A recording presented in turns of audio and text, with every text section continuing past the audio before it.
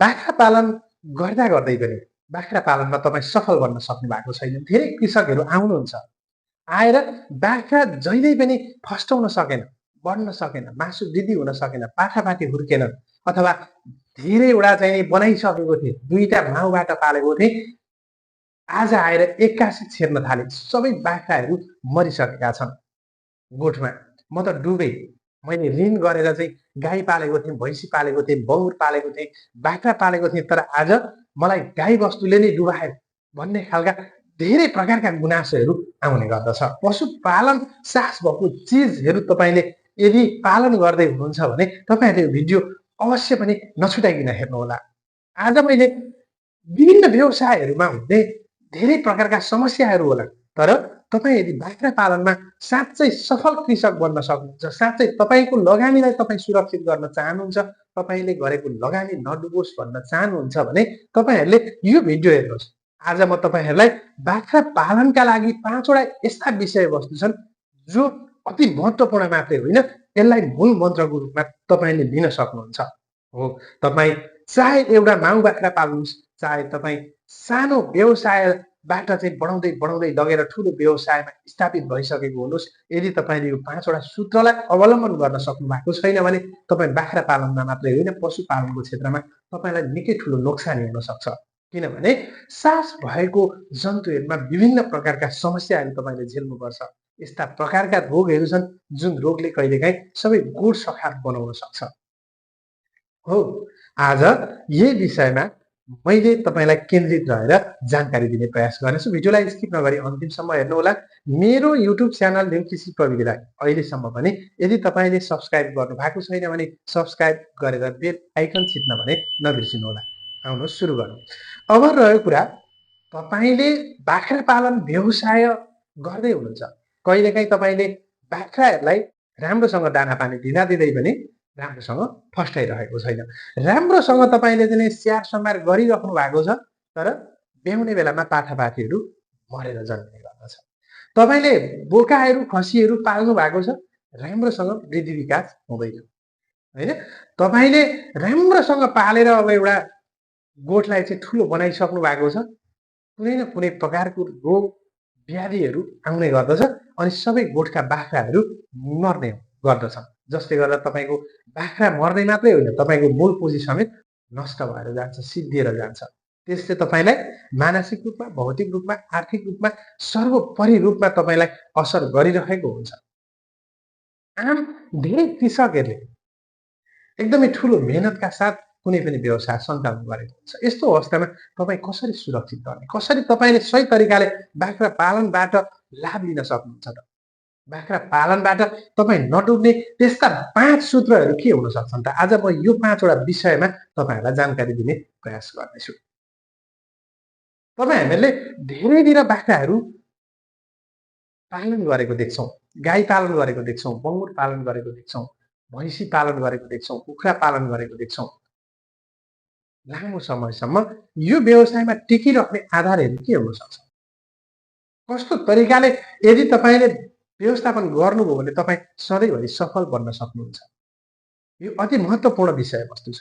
हुन त मैले यस्तो प्रकारको भिडियोहरू धेरैवटा बनाइसकेको छु, तपाईँहरूले हेर्न सक्नुहुन्छ। बाख्रा पालनका भाग 6 सम्मका चाहिँ तालिमको पुरै कोर्स मैले तालिम मार्फत दिएको छु। त्यो सबै 5वटा 6वटा क्याटेगोरीको तपाईँहरूले चाहिँ भिडियो मात्रै हेर्नुभयो भने पनि धेरै कुराहरू बाख्रा पालनसँग सम्बन्धित तपाईँहरूले बुझ्नुहुन्छ। अनि तपाईँहरूलाई अर्को एउटा कुरा पनि मैले यहाँ भन्न चाहन्छु, तपाईँले बाख्रा पालनको तालिमबाट पाउनुपर्ने जे कुराहरू हो त्यो 5वटा 6वटा भिडियोबाट प्राप्त गर्न सक्नुहुन्छ। त्यो विषय सबै तपाईँको पशुपालनको क्षेत्रमा मिल्न जान्छ। चाहिने चिजहरू तिनै चिजहरू हुन्, तिनै चिजहरूले तपाईँलाई सफल बनाउने गर्दछ। अब रह्यो कुरा, यदि तपाईँले बाख्रा पालनमा सफल हुन चाहनुहुन्छ भने त्यस्ता 5वटा चिजहरू के हुन सक्छन्, 5 सूत्र के हुन सक्छन् तपाईँ सफल हुने, तपाईँ नडुब्ने, तपाईँको गोठमा पुरै रोग व्याधि लाग्यो भने पनि तपाईँ सुरक्षित हुन सक्ने आधारहरू छन् कि छैन? हो, ती विषयमा तपाईँले खोज गर्नुपर्छ।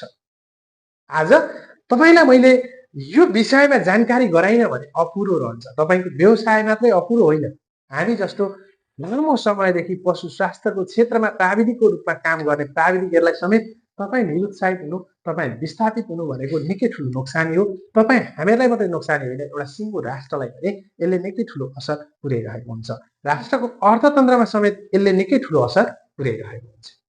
हो, तपाईँ हामीहरूले कुनै पनि व्यवसाय सञ्चालन गर्दाखेरि प्री प्लानेसन गर्नुपर्छ। यदि तपाईँ निर्वाहमुखी गर्दै हुनुहुन्छ भने पनि यहाँ एउटा फरक छ। बाख्रा पालन व्यवसायमा तपाईँ निर्वाहमुखी गर्दै गर्दा पनि तपाईँको एउटा बाख्रा मर्नु भनेको 10वटा 15वटा 20वटा 50वटा माउ बाख्राहरू पालेर गोठे सिद्धिनु जस्तै हो। किनभने तपाईँको गोठमा पनि एउटा मात्रै माउ बाख्रो हुन्छ। त्यो माउ बाख्रो र 20वटा पाल्ने गोठका 20वटा बाख्राको भ्यालु उस्तै उस्तै हो। किनभने उतापट्टि व्यावसायिक हुन्छ, यता निर्वाहमुखी हुन्छ, फरक त्यति मात्रै। तसर्थ तपाईँहरूले यी 5वटा सूत्रमा एकदमै ध्यान दिएर बुझ्नु होला। यो जुन बाख्रा पालनका 5 सूत्रहरू छन्, यो सूत्रको विषयमा म तपाईँहरूलाई आज वास्तवमा एकदमै मसिनो गरेर जानकारी दिने प्रयास गर्नेछु। भिडियोलाई स्किप नगरी अन्तिमसम्म हेर्नु होला। बाख्रा पालनमा के होला त त्यस्तो 5वटा सूत्रहरू? कस्ता 5वटा सूत्र हुन सक्छन् बाख्रा पालन? 1 नम्बरमा के हुन सक्छ त्यस्तो एउटा सूत्र? यो सूत्र भनेको तपाईँले एकदमै थोरैबाट के गर्नु पर्यो? व्यवसाय सुरु गर्नु पर्यो। यो भनेको पहिलो मूल मन्त्र हो। तपाईँले निर्वाहमुखीबाट क्रमशः बढाउँदै बढाउँदै व्यवसायतिर उन्मुख हुनुपर्छ। यो पहिलो सूत्रको रूपमा तपाईँहरूले यो थोरै लगानीबाट धेरै आम्दानी लिने स्पिड तपाईँको हुनुपर्छ। 2 नम्बरमा के हुन सक्छ त? तपाईँले आफ्नो उद्देश्य अनुसार बाख्राको जात छनौट चाहिँ गरेको। तपाईँले बाख्राको जात छनौट चाहिँ उद्देश्य अनुसार गर्नुपर्छ। तपाईँले मासु उत्पादनका लागि, पाठापाठी उत्पादनका लागि, के को लागि चाहिँ तपाईँ बाख्रा पालन गर्दै हुनुहुन्छ, यो जात छनौट चाहिँ एकदमै महत्त्वपूर्ण रहन्छ। जात छनौटको विषयलाई तपाईँले अति महत्त्वका साथ यो जात छनौटको विषयमा चाहिँ तपाईँले ध्यान दिनुपर्ने हुन्छ। त्यसै गरेर 3 नम्बरमा छ, एकदमै सही तरिकाले तपाईँले गरेको हुनुपर्छ। गोठखोरको व्यवस्थापन यदि सही तरिकाले गर्न सक्नु भएन भने पनि तपाईँ बाख्रा पालन व्यवसायमा सफल बन्न सक्नुहुन्न। अर्को छ 4 मा, एकदमै महत्त्वपूर्ण कुराहरू छन्। बाख्राहरूमा एक्कासी धेरै नराम्रा र धेरै सङ्क्रामक रोगहरू लाग्न सक्छन्। स्वास्थ्य व्यवस्थापनमा तपाईँले अति महत्त्वपूर्ण चाहिँ भूमिका रहन सक्छ, अति महत्त्वपूर्ण रहन सक्छ। यो तपाईँहरूले चाहिँ 5वटा विषयवस्तुमा चाहिँ स्वास्थ्य व्यवस्थापन अनि अर्को एउटा महत्त्वपूर्ण विषयवस्तु भनेको आहार व्यवस्थापन। यी 5वटा विषयवस्तुहरू अति महत्त्वपूर्ण छन्। यी 5वटा विषयवस्तुहरूको सही तरिकाले यदि तपाईँले बाख्रा पालन व्यवसायमा व्यवस्थापन गर्न सक्नु भएको छ भने तपाईँ बाख्रा पालन व्यवसायमा सफल बन्नुहुन्छ। तर तपाईँले यी 5वटा मूल मन्त्रमा पनि यिनीहरूको सबैभन्दा मास्टर मूल मन्त्र अथवा अन्तिमको एउटा यस्तो मूल मन्त्र छ जुन मन्त्रले तपाईँको कुनै पनि आर्थिक क्षतिलाई तपाईँसँग जोडिन दिँदैन। के हुन सक्छ त्यस्तो मूल मन्त्र? के हुन सक्छ त्यस्तो चाहिँ अचुक राम्रो चिज? के हुन सक्छ? तपाईँले गर्नु भएको छ कि छैन? चाहे तपाईँले एउटा गर्नुहोस्, चाहे तपाईँले 20वटा गर्नुहोस्, चाहे तपाईँले निर्वाहमुखी व्यवसाय गर्नुहोस्, चाहे तपाईँले ठुलो व्यवसाय सञ्चालन गर्नुहोस्, यो एकदमै थोरैबाट तपाईँले सुरु गर्ने। जात चाहिँ तपाईँले व्यवसाय के गर्न खोज्दै हुनुहुन्छ, तपाईँको उद्देश्य के हो? पाठापाठी उत्पादन हो कि तपाईँले चाहिँ मासु उत्पादन गर्न खोज्नु भएको छ कि अथवा पहाडी क्षेत्रमा चाहिँ गहुँ छाला पस्मिना उत्पादनको लागि गर्दै हुनुहुन्छ कि? त्यो हिसाबले तपाईँले कस्तो खालको जातहरू छनौट गर्ने त्यो विषयमा तपाईँ एकदम गम्भीर हुनुपर्छ। गोठको तपाईँले जात छानिसके पछाडि गोठकोरलाई त्यही तरिकाले चाहिँ बायोसेक्युरिटी सुरक्षाका हिसाबले होइन दाना पानी दिने, खेल्ने, यी सबै कुराहरूलाई सही तरिकाले व्यवस्थापन गर्नुपर्छ। स्वास्थ्य व्यवस्थापनमा धेरै प्रकारका सङ्क्रामक रोगहरू लाग्न सक्छन्। प्रजनन व्यवस्थापन पनि यसैभित्र पर्छ। आहार सबैभन्दा मुख्य भनेको आहार। सबैभन्दा ठुलो लगानी के हुन्छ? आहार व्यवस्थापन हुन्छ। तर यति सबै गर्दा गर्दै पनि तपाईँ सफल बन्न सक्नुहुन्न। किनभने जोखिम भन्ने कुरा कतिखेर आउँछ तपाईँलाई थाहा नहुन्छ। यो 5 सूत्रमा, यो 5 सूत्र जुन छ, यो 5 सूत्रको पनि मूल मन्त्र, 5 सूत्रको पनि के मूल मन्त्र है। तपाईहरूले यो 5 सूत्र, यो जुन 5 सूत्र छ, यो 5 सूत्र भन्दा पनि मूल मन्त्र, मुख्य सूत्र भनेको चाहिँ के हो त भन्दा तपाईँले पालन गरेको पशु वस्तुहरूबाट तपाईँले नोक्सानी नबिहोर्नका लागि तपाईँले यी सबै कुराहरूको सही व्यवस्थापन गर्दा गर्दै पनि एकैचोटि तपाईँको गोठमा निकै ठुलो सङ्कट आउन सक्छ। त्यसको एउटा मूल मन्त्र भनेको, यदि तपाईँले यी 5 वटा मूल मन्त्रहरूलाई अँगालेर बाख्रा पालन, बङ्गुर पालन, गाई पालन, कुखुरा पालन जे गर्नु भएको छ, जे गरे पनि यदि तपाईँले पशु बिमा गर्नु भएको छैन भने तपाईँलाई निकै ठुलो नोक्सानी गराउँछ।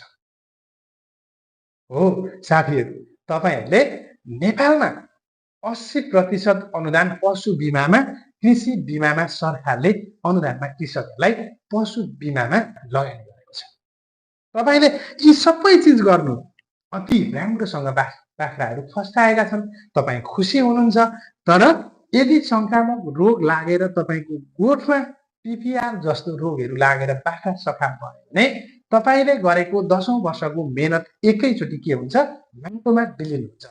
त्यसबाट तपाईँ जोगिनका लागि मुख्य मूल मन्त्र, यी 5 वटा मध्ये पनि मुख्य मूल मन्त्र भनेको के हो त? एकदमै तपाईँले ख्याल गर्ने कुरा है, बाख्रा पालनको मूल मन्त्र। यदि तपाईँले बाख्रा पालन व्यवसाय गर्नु भएको छ, तपाईँले ती 5 वटा मूल मन्त्रहरूलाई पुरा गर्नु भएको छ। तर यदि तपाईँले पशु बिमा अथवा बाली बिमा अथवा तपाईँले बाख्राको बिमा गर्नु भएको छैन भने तपाईँले निकै ठुलो आर्थिक जोखिम मोलेर व्यवसाय सञ्चालन गरिरहनु भएको छ। आम तपाईँ कृषकले सबै कुराहरूलाई म्यानेज गर्नु, सबै कुराहरूलाई तपाईँले पुर्याउनु भएको छ। तर यदि तपाईँले पालेको पशु वस्तुमा गरेको लगानीलाई सुरक्षित तपाईँले गर्न सक्नु भएन भने तपाईँलाई निकै ठुलो नोक्सानी हुन सक्छ। मलाई आशा छ तपाईँहरूले 5 वटा मूल मन्त्र सँगसँगै यो अन्तिमको मेन र मुख्य सूत्र जुन छ बाख्राको बिमा, यसलाई गर्नुहुनेछ। तपाईँहरूलाई भिडियो मन परेमा लाइक, कमेन्ट र सेयर गर्नुहोला। यस्तै प्रकारको भिडियो हेर्नका लागि मेरो युट्युब च्यानल न्यू कृषि प्रविधिलाई सब्स्क्राइब गर्नु भएको छैन भने सब्स्क्राइब गर्न भने नभुल्नुहोला। आजलाई भने बिदा दिनुहोस्। धन्यवाद, नमस्कार।